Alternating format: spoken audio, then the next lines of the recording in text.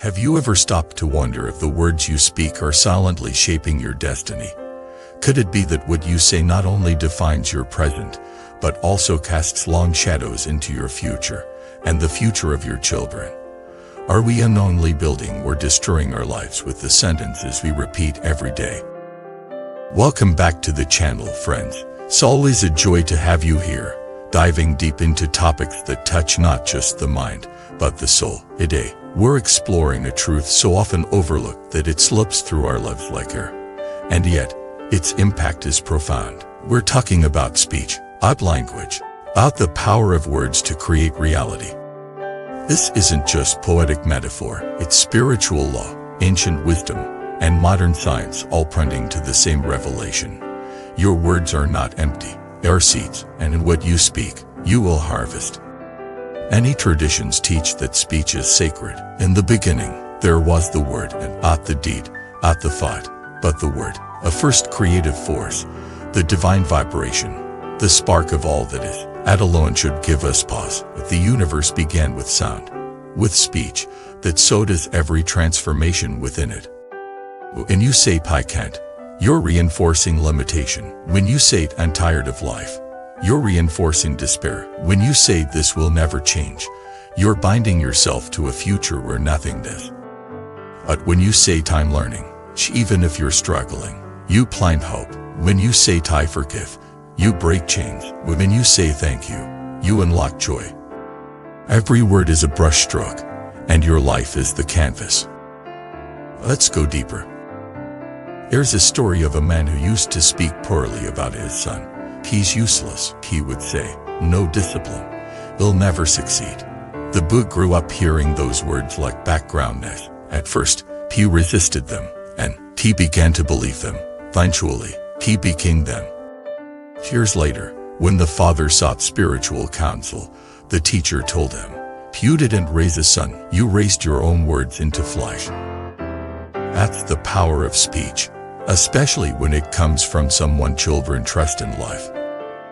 When a parent speaks, the child listens not with ears, but with identity. Every compliment becomes belief, every insult becomes self-image. But it's not just about children. Every person in your life is affected by your words, friends, coworkers, partners, and most importantly, you. Have you noticed how people who constantly say, "I'm always unlucky," seem to keep proving themselves right? Or those who say, "I'll never heal," keep reliving pain? It's not magic, it's programming. The subconscious mind doesn't filter sarcasm or self-deprecation. It takes your words as commands. If you repeatedly tell yourself you're worthless, your mind will do its best to prove it. But if you say, "I am enough," even when you don't feel like it, your mind begins to shift, slowly, quietly, but surely. Let's talk about lineage, where words don't stop with you. They ripple down through generations. What you say becomes what your children believe, and what they believe becomes how they raise their children. So when you speak of fear, of hatred, of lack, you are not just shaping your world, you're shaping theirs. But here's the beautiful truth. You can break the cycle. You can be the generation that says, "We speak with love in this house." You can be the parent who says, "I believe in you," even when your child is failing.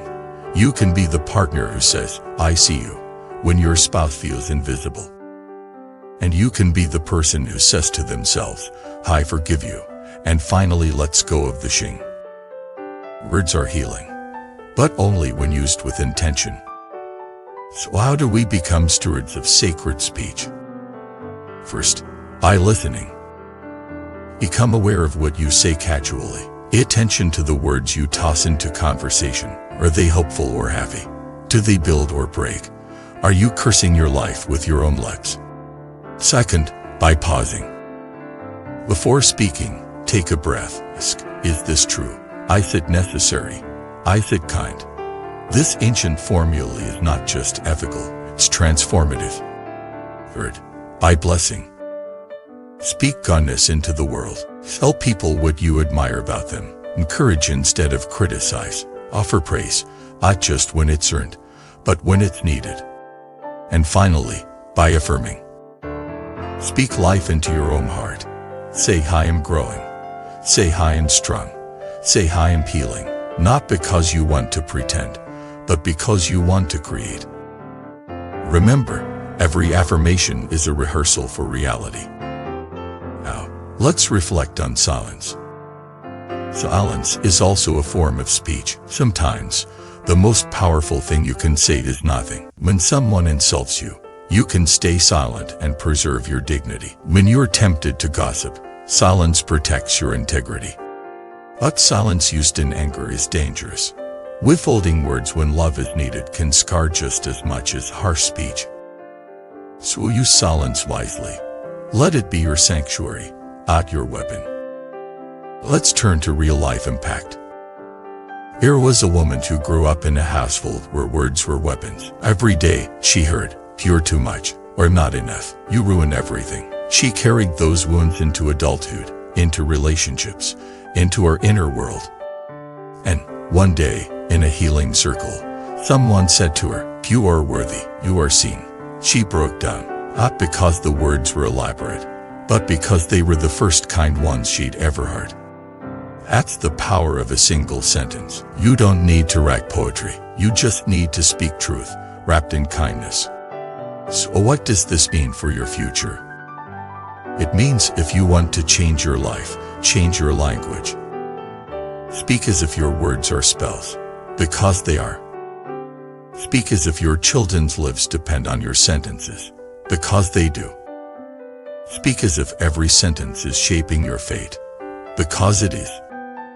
And most importantly, speak as if you believe in your own worth, because until you do, no one else truly can. Let's not waste our words. Let's not use them to wound ourselves or others. Let's choose them with care, with reverence, with life. Because when you speak light, you walk in light. Thank you for spending your time with us today. Something in this message resonated. Share it, speak it, begin a new conversation with yourself and with the world. Please like, subscribe, and join our growing community, where voice matters here, where words matter. And if you'd like to support this channel, become a member. Every contribution helps us spread these teachings far and wide. Thank you for watching this video. May your words be seeds of healing, and may your speech be a blessing to the world.